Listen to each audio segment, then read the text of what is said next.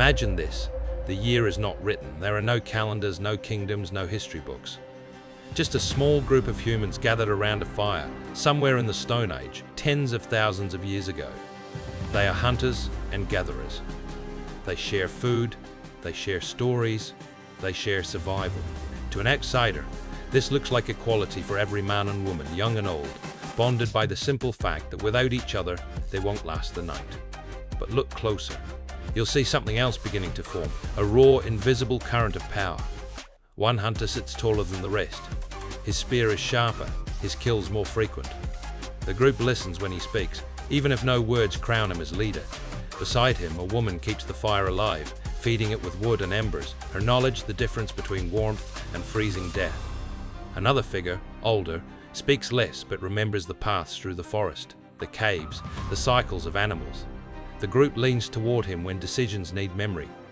What you are seeing is not just survival, it is the earliest shadow of politics. Anthropologists often say early hunter-gatherers were egalitarian. Small tribes of 20, 30, maybe 50 people, living without kings, without thrones, without armies. Everyone had a role, and everyone contributed. It was true, to a point. In small groups, equality was necessary. A single dominant tyrant could not last long when survival depended on collective effort. If one man tried to hoard all the food, the others could simply leave, or worse, take him out. But even in this apparent equality, politics was everywhere. Politics, in its rawest form, is not laws or parliaments. It is the struggle for influence. And influence was life itself. Who got the best cut of meat? Who decided when to move camps? Who decided which stranger to trust and which to fight? These decisions weren't made by everyone equally. They were shaped by voices, by charisma, by fear, by persuasion. The caveman politics had begun. So who were the first politicians? Not presidents, not kings. The first politicians were hunters, storytellers, shamans, and elders. The hunter ruled with strength. His ability to feed the group gave him weight, but strength alone wasn't enough. A spear can break, a leg can be injured, a young rival can rise. The storyteller, or what we'd call the shaman, held another kind of power. By claiming knowledge of spirits, weather, or the will of the dead, he could convince others to follow his words. Do not travel tonight, the spirits are angry. Or, give me a portion of the meat, I will bless the hunt. Religion, myth, and politics were born together, woven into the same firelight whispers. The elder, too, was a politician. He remembered. He knew where the rivers dried, where the animals once migrated, where danger lurked. In a world without writing, memory was currency, and those who held it were listened to. Each of these figures, the warrior, the shaman, the elder, competed for influence, sometimes peacefully, sometimes violently. What you're watching is not the invention of politics, but the discovery of power. Why did politics emerge so early? The truth is simple and uncomfortable. BCE humans are political animals. Aristotle said it thousands of years later, but it was true long before. Cooperation made survival possible, but power made survival secure. Those who influenced decisions got more food, better mates, stronger allies. Their children thrived. Those without influence risked being ignored, abandoned, or silenced. Politics wasn't a choice. It was evolution. Even chimpanzees, our closest relatives, practice politics. Males form alliances, grooming and supporting one another to overthrow rivals. A weak chimp can become dominant if he allies cleverly. It isn't just about strength, it's about strategy. Early humans carried that same instinct, but magnified by language, by story, by imagination. We didn't just fight for dominance. We argued, persuaded, deceived, and promised. That is politics in its rawest caveman form. At first, these politics were small-scale, disputes about food, territory, or mates. But as tribes grew larger from dozens to hundreds, when different families began to band together, politics transformed. No longer could everyone know each other personally. Trust had to be organized. Authority had to be recognized. Someone had to speak for the group. And here, something dramatic changed BCE. Leadership hardened into hierarchy. In a group of 30, leaders were fluid, a hunter today, an elder tomorrow. But in groups of hundreds, leadership became permanent. Rules emerged. Symbols of authority appeared. BCE, decorated spears, carved totems, painted faces. The tribe was no longer just a family. It was becoming something larger. a proto-society. This is where politics stopped being survival and started being ruled. Long before Mesopotamia or Egypt, archaeologists have found graves that tell a story of early rulers. At Sungir in Russia, 30,000 years ago, a boy was buried with thousands of ivory beads, spears carved from mammoth tusks, and ornaments beyond what any normal child would need. This wasn't equality. This was a display of power, of status, of inherited influence. Someone wanted the world or the afterlife to know this child mattered more than others.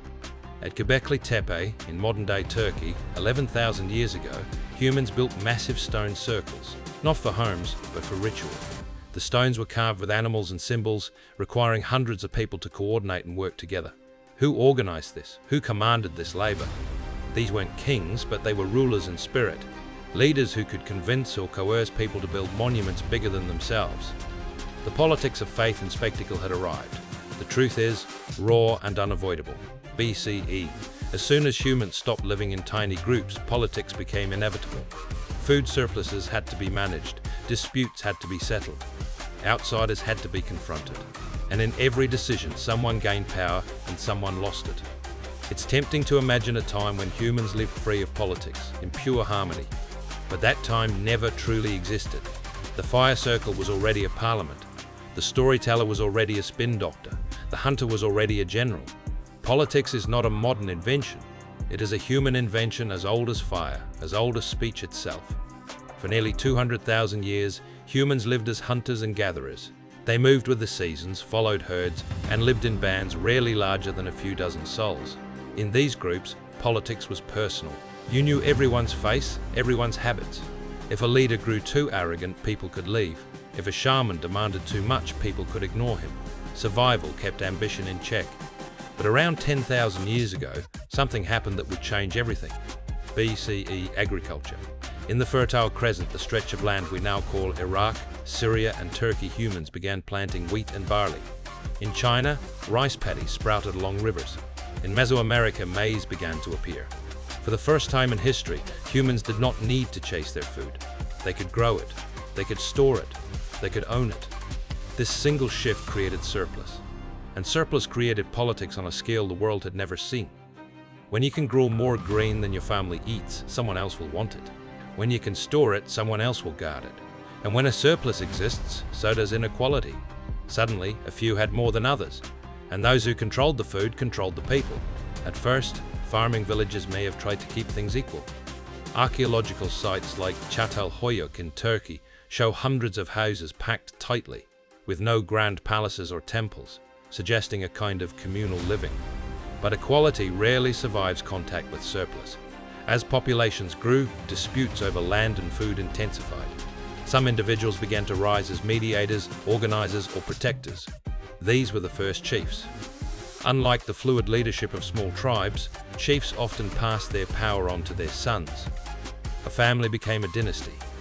Politics hardened in the bloodlines. Consider Jericho, one of the world's earliest cities, occupied as early as 9000 BCE. Archaeologists discovered massive stone walls and a central tower, not the work of wandering bands, but of a society organized under leadership.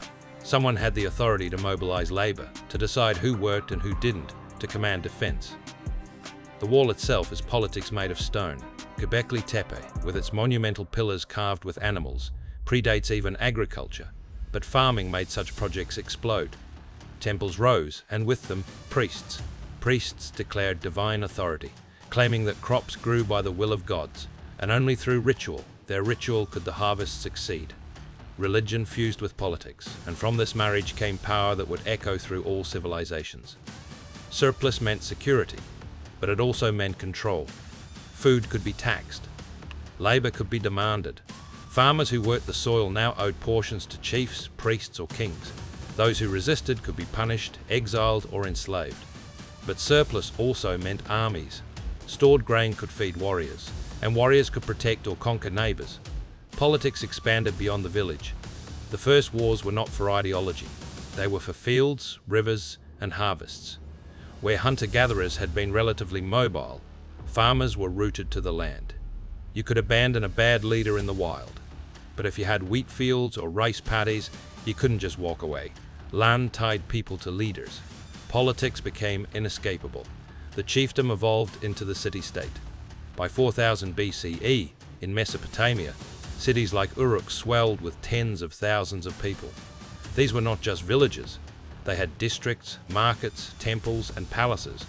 They had taxes, armies, and bureaucracies. They had rulers not chosen by consensus, but installed by power. Kingship was one of humanity's most powerful inventions. A king wasn't just a strong warrior or a wise elder.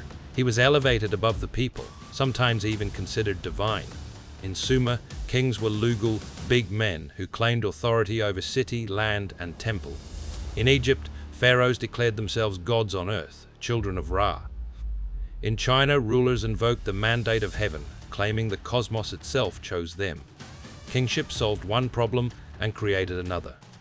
It unified societies under one authority, but it also concentrated power dangerously. Decisions that once belonged to groups were now dictated by individuals.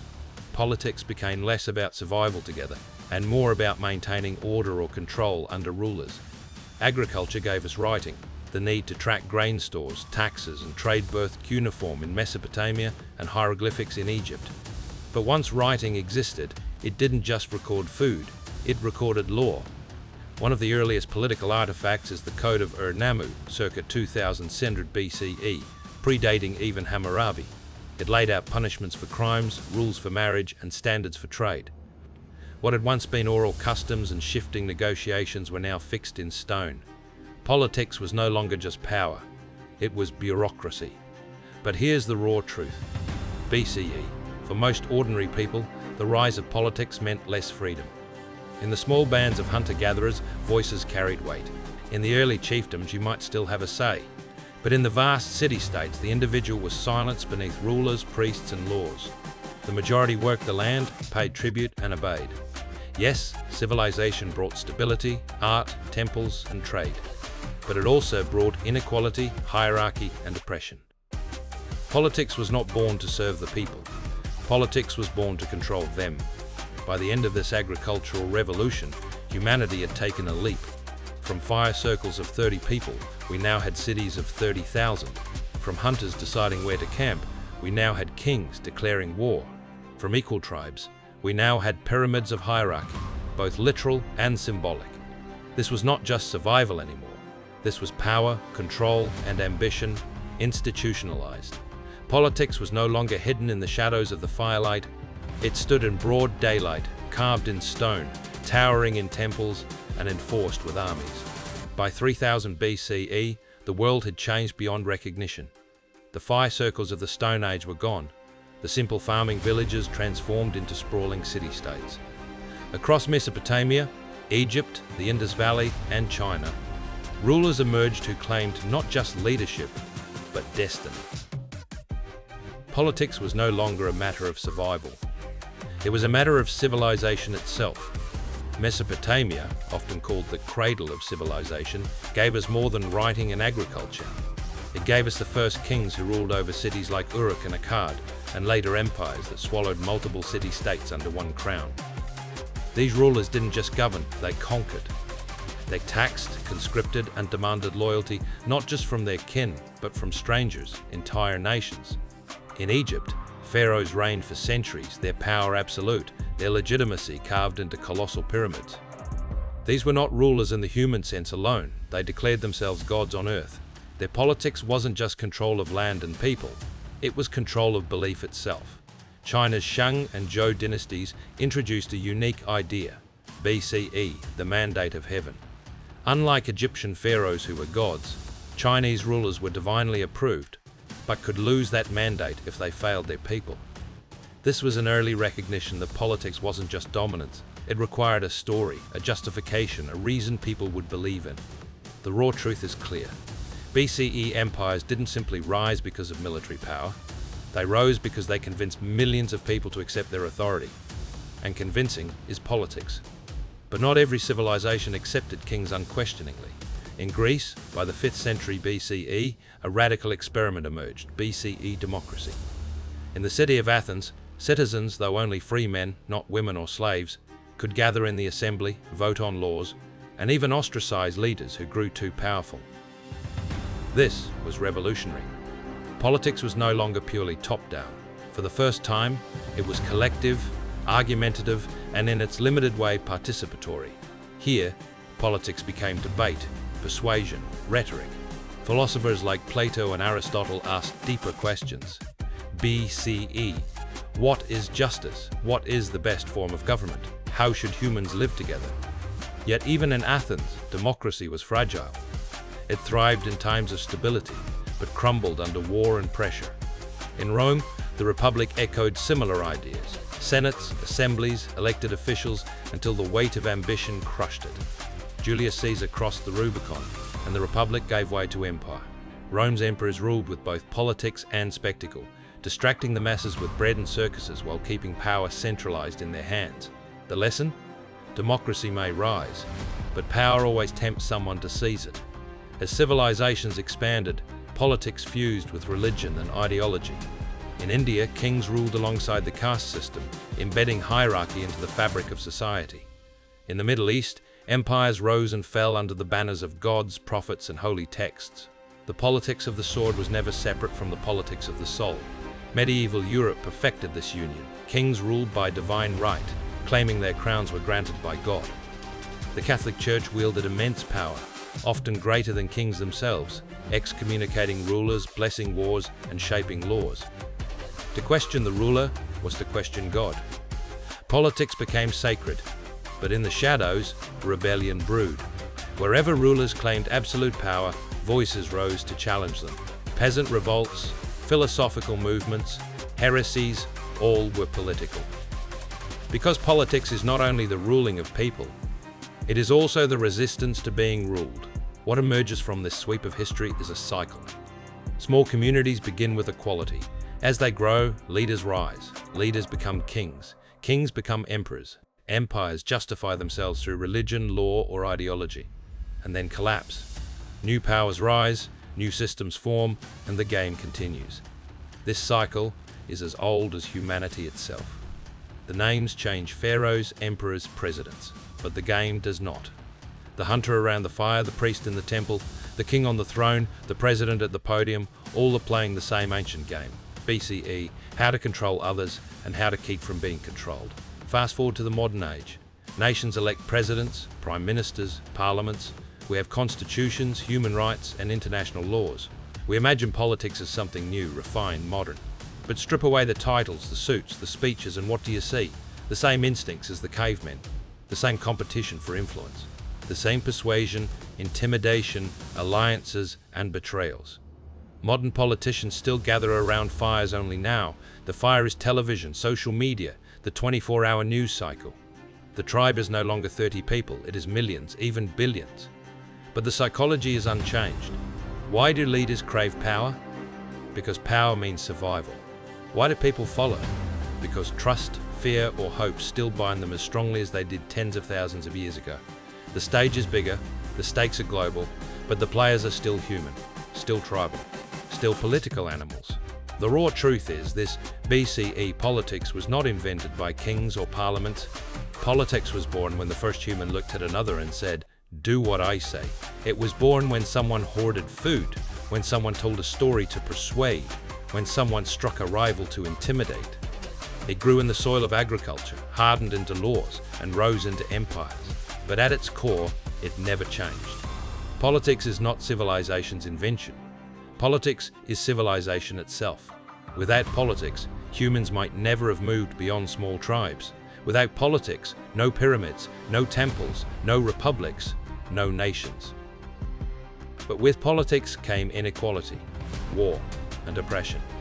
Politics built civilization and poisoned it. And so we arrive at the paradox BCE. Humans shifted from surviving together to ruling each other, not because they wanted to, but because they had to. Cooperation required leadership, leadership required control, and control became the eternal struggle of power. Today, when we watch the presidential debate, when we see nations at war, when we scroll past politicians arguing online, we are not seeing something new. We are seeing the same old fire circle, magnified to a global stage. We are still cavemen, only now Our caves are skyscrapers, our spears are nuclear weapons, and our stories are broadcast to billions. The game never ended. It only grew louder.